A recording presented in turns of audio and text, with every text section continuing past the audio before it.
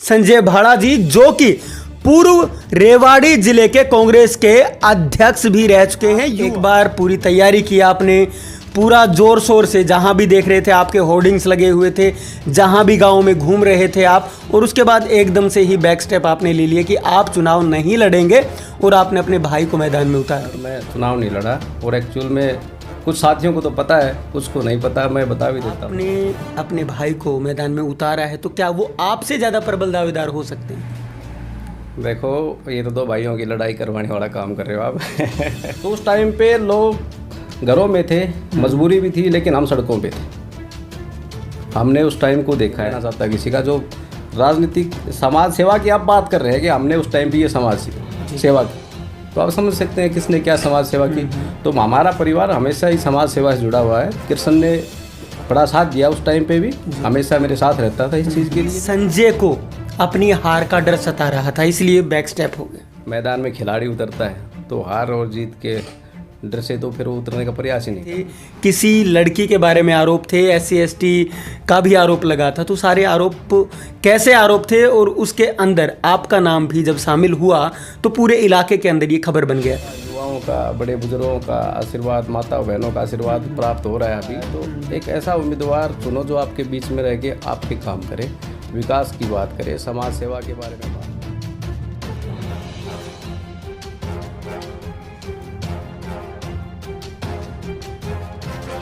नमस्कार, आप देख रहे हैं स्टेट न्यूज हरियाणा और मैं हूं अमित अमन।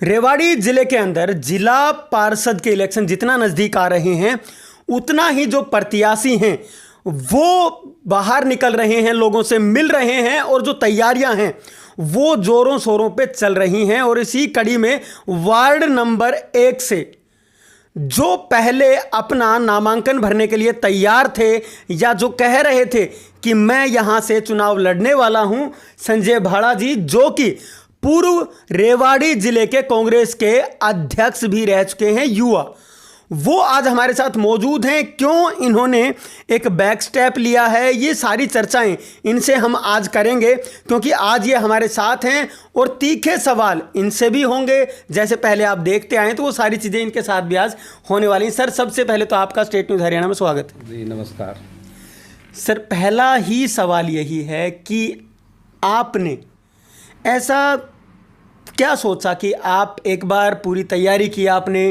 पूरा जोर शोर से, जहां भी देख रहे थे आपके होर्डिंग्स लगे हुए थे, जहां भी गांव में घूम रहे थे आप, और उसके बाद एकदम से ही बैक स्टेप आपने ले लिया कि आप चुनाव नहीं लड़ेंगे और आपने अपने भाई को मैदान में उतार दिया?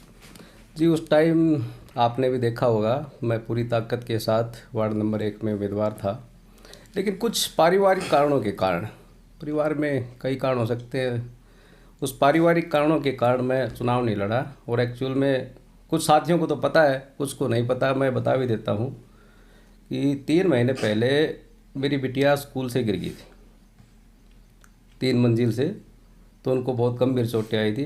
भगवान की दुआ और सब साथियों की दुआ और कृपा से वो आज हमारे बीच में है। तो उन्हीं कारणों से मैंने अपना चुनाव डिजोल्व किया, क्योंकि 2.5 महीने तक मैदान था, हॉस्पिटल में वो भर्ती रही, तो अभी भी फिजियोथेरेपी वगैरह चल रही हैं, तो परिवार के लिए भी ज़रूरी है। तो उस पारिवारिक कारणों के कारण मैंने अपना चुनाव डिजोल्व किया, और अभी कृष्ण जो मेरे बड़े भाई हैं वो मैदान में हैं वार्ड नंबर 1 से, और अपने दल बल और तन मन से वो लगे हुए हैं। सर, क्या आपको लगता है कि आपने अपने भाई को मैदान में उतारा है, तो क्या वो आपसे ज़्यादा प्रबल दावेदार हो सकते हैं? देखो, ये तो दो भाइयों की लड़ाई करवाने वाला काम कर रहे हो आप। ऐसा है, दावेदार की बात नहीं, ये एक मन की बात है कि मैं आज से राजनीति में नहीं हूँ, आप देख रहे होगे, और मैं 10-12 साल तो लगभग मेरे को सीधा सीधा कांग्रेस पार्टी से हो गए। दावेदार तो मैं जब कहूँ कि भाई किसी दूसरे को या किसी का डिवाइड करके हमने इलेक्शन किसी को लड़ा दिया या हमने अपना डिजोल्व कर लिया, दावेदार की तो बात नहीं आती। बात ये आती है कि हमारा जो परिवार है वो समाज सेवा से जुड़ा हुआ है। जी, समाज सेवा मैंने पहले भी की, और जब मैं वार्ड नंबर 1 से इलेक्शन नहीं लड़ रहा था, आप उस टाइम मेरे साथ भी थे जब कोरोना काल आया, आपको पता है इस चीज़ का। उस टाइम पे तो मैंने अपने मन में ये नहीं था इलेक्शन भी मैं फाइट कर रहा हूँ। मैं यहाँ से ज़िले का एक अध्यक्ष था यूथ कांग्रेस का। तो उस टाइम पे लोग घरों में थे, मजबूरी भी थी, लेकिन हम सड़कों पे थे। हमने उस टाइम को देखा है। उस टाइम जब पहला लॉकडाउन हुआ, बिल्कुल सब कुछ क्लोज था, तो आपने मेरे साथ एक इंटरव्यू भी किया था। हम झुग्गी झोपड़ियों के अंदर गए थे। देखो उस टाइम से हमने खाना बांटने का काम किया। कई लोगों को जो मजदूर यहाँ फंसे हुए थे, हमने उनको किराया दे के उनकी टिकट करवा के घर भेजने का काम किया। एसडीएम साहब को मिलके हमने अपने देश के लिए, ये पार्टी की कोई बात नहीं आती थी, जब देश संकट में है तो सबको एक होना चाहिए। तो उस टाइम पे हमने 51,000 रुपये का जाके मैंने एसडीएम साहब को चेक दिया। यहाँ स्वामी शरणानंद महाराज जी आश्रम चला रहे थे। आश्रम से सभी चाटूसाना, कोसली, ढहेना, जब भी कोई भी मजदूर कहीं फंसा हुआ था तो यहाँ आश्रम से खाना बन के जाता था। हमने यहाँ डोनेशन दिया। महाराज जी से मिलके हमने समाज सेवा का काम करने का काम किया। कोई भी किसी जगह के ऊपर मैंने कोई कमी नहीं छोड़ी थी उस टाइम पे। ये आप इस चीज़ के गवाह थे और आप दूसरों को भी देखते होंगे। एक प्रोग्राम हुआ था उस थोड़े दिन के बाद, और उसको एसडीएम साहब, पिछले जो हमारे एसडीएम साहब था, उसने कोरोना योद्धा कहा उन लोगों को और सम्मानित किया। और आपने उनका भी इंटरव्यू किया होगा जी। उनमें हमारा नाम कहीं नहीं था। क्या काम किया उन्होंने जी। उनको जो इतना बड़ा सम्मान दिया, तो आप समझ सकते हो। ये उन्होंने एक दिन भी घर से बाहर निकलने का काम नहीं किया, एक पैसा किसी को देने का काम नहीं किया, न किसी गरीब की मदद की। हमने राशन बांटने का काम किया, सबसे पहले हमने शुरुआत की। एक आदमी को बता दीजिए, 2-4 समाज सेवी ज़रूर लगे हुए थे, मैं सबका तो खैर नाम नहीं बता, लेकिन जो पॉलिटिक्स कर रहे हैं, राजनीति कर रहे हैं, वार्ड नंबर 1 से मैं नाम नहीं लेना चाहता किसी का, जो राजनीतिक समाज सेवा की आप बात कर रहे हैं कि हमने उस टाइम पे ये समाज सेवा की, तो आप समझ सकते हैं किसने क्या समाज सेवा की। तो हमारा परिवार हमेशा ही समाज सेवा से जुड़ा हुआ है। कृष्ण ने बड़ा साथ दिया उस टाइम पे भी, हमेशा मेरे साथ रहता था इस चीज़ के लिए भी। और कृष्ण भी बहुत समाज सेवा से जुड़ा हुआ, अभी आपने देखा होगा वो फील्ड में है, लगातार मेहनत कर रहा है। सर, अभी जो सवाल समाज से, आपके वार्ड से निकल करके आ रहे हैं, उनमें कुछ अफवाहें ये फैली हुई हैं कि संजय को अपनी हार का डर सता रहा था, इसलिए बैक स्टेप हो गया।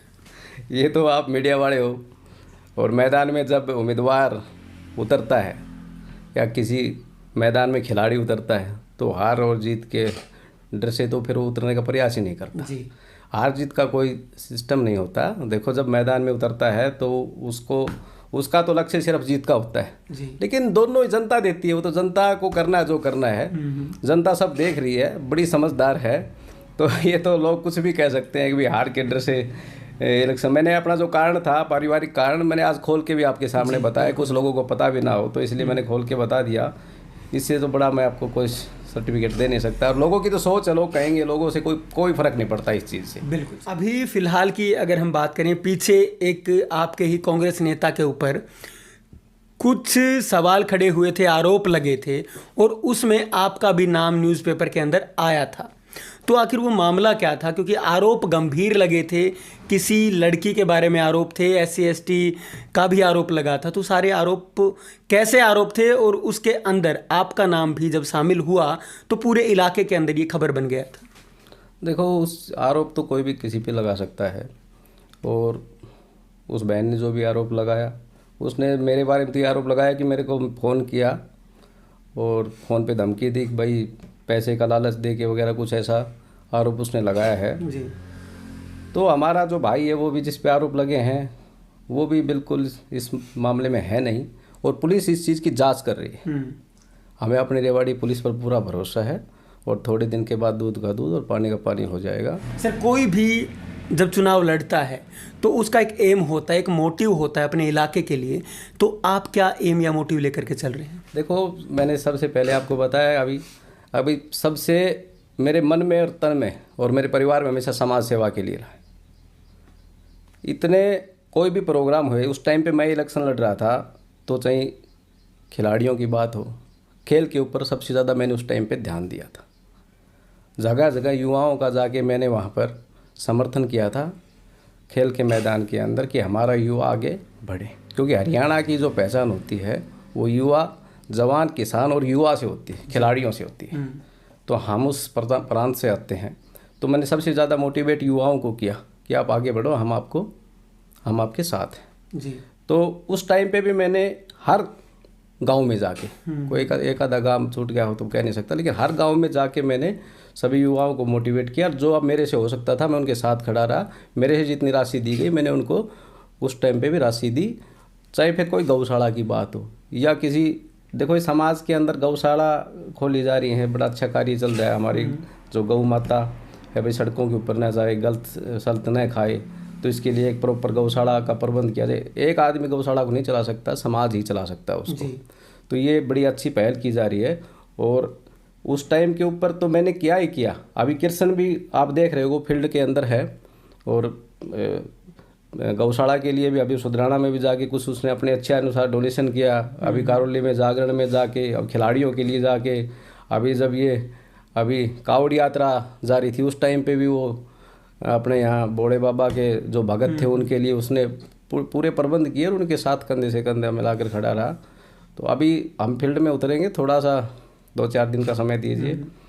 तो हमारा तो शुरू से ही रहा है कि हम अपना वार्ड को, सबसे वार्ड का नाम भी हमारा 1 नंबर है, और 1 नंबर पे ही हम अपने काम में रखें, अपने समाज सेवा के अनुरूप और विकास के रूप में। विकास का देखो अभी मैं ज़्यादा लंबी चौड़ी घोषणा नहीं करता, और जो उम्मीदवार है कर सकते हैं। अब भाई देखो पार्षद के पास कुछ गारंटी होती हैं।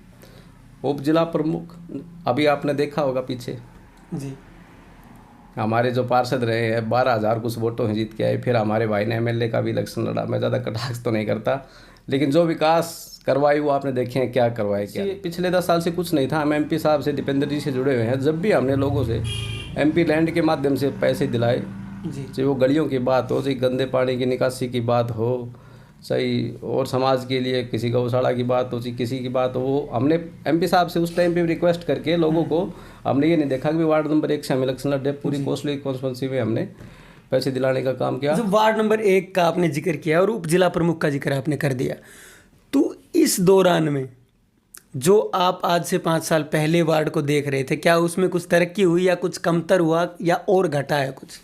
देखो ये तो लोग बताएंगे आपको, आप लोगों के बीच में जा रहे हो जी, और लोगों को सब पता है इस चीज़ का भी क्या हुआ क्या नहीं है।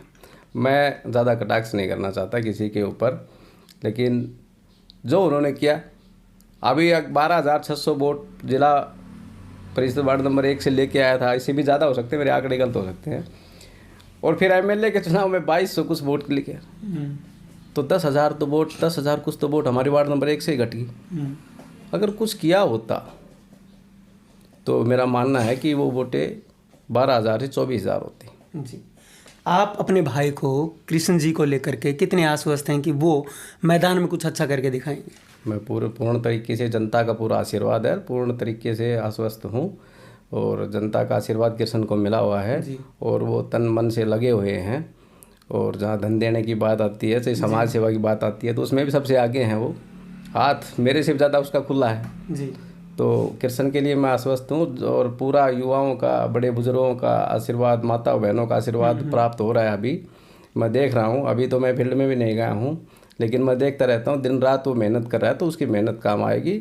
और सभी का, बड़ों का, बुजुर्गों का, माताओं का, बहनों का, युवाओं का, सभी का साथ और आशीर्वाद कृष्ण को मिलेगा। वार्ड नंबर 1 की जनता को आप कैमरे के सामने क्या कहना चाहते हैं? वार्ड नंबर 1 की जनता को मैं यही कहना चाहता हूँ कि भाई देखो, आपके बीच में अभी ये उम्मीदवार है। पिछली बार भी आपने एक जिला पार्षद यहाँ से चुना था, और आप फिर 5 साल के बाद एक पार्षद चुनने का आपके पास मौका आया है। बल्कि अब की बार तो 6.5 साल हो गए, 1.5 साल तो सरकार ने निकाल दिए चुनाव में। तो मैं तो ये कह रहा हूँ कि 6.5 साल के बाद आपको एक उम्मीदवार चुनने का फिर एक मौका है, तो एक ऐसा उम्मीदवार चुनो जो आपके बीच में रह के आपके काम करे, विकास की बात करे, समाज सेवा के बारे में बात करे, और उसका ध्यान सिर्फ डेवलपमेंट, विकास पे हो, इधर उधर की बात मत करो। ये अब कई लोग पता नहीं क्या क्या बात कर रहे हैं, क्या क्या नहीं, मैं उन पे भी ज़्यादा नहीं कहना चाह रहा है। मन में बातें तो बहुत हैं, लेकिन कभी फील्ड में उतरेंगे तो उस टाइम पे जनता के बीच में इस बात को हम ज़रूर रखेंगे जी। तो मेरा तो बस वार्ड नंबर 1 के जो हमारे जनता है, जो हमारे बड़े बुजुर्ग हैं, उनसे मेरी यही अपील है कि भाई आपको फिर एक 6.5 साल के बाद एक उम्मीदवार चुनने का समय आया, तो अच्छा एक ऐसा उम्मीदवार चुने जो आपके बीच में आपके भाई और बेटे के रूप में काम करें। अच्छा, एक आखिरी सवाल, जितने भी लोग लड़ते हैं चुनाव, वो चुनाव से पहले भाई बेटा भी होते हैं, आपका भाई आपका बेटा, और चुनाव लड़ने के बाद वो सबको भूल जाते हैं। अगर जीत जाते तो भूल जाते हैं लोग। देखो, मैंने आपसे पहले भी ये बात की भाई, वार्ड नंबर 1 से चुनाव तो अब लड़ रहे हैं, और वो भी कृष्ण लड़ रहा है, अभी भाई लड़ रहा है। मैंने अपना अपना कारण बता दिया। तो समाज सेवा अगर हमारे मन में नहीं होती और विकास कार्य करवाने का हमारे मन में नहीं होता तो हमें राजनीति करने की ज़रूरत क्या थी। अभी कोई मैं एमएलए का इलेक्शन तो मैं लड़ नहीं रहा। बिल्कुल। अब मैं ये कह रहा हूँ भाई कृष्ण जिला परिषद का लड़ेगा, अब मैं एमएलए का लड़ूंगा, तो मैं साथ कोई कमिटमेंट नहीं कर रहा। ओनली फॉर समाज सेवा। अब तो दुगनी ताकत से काम होगा।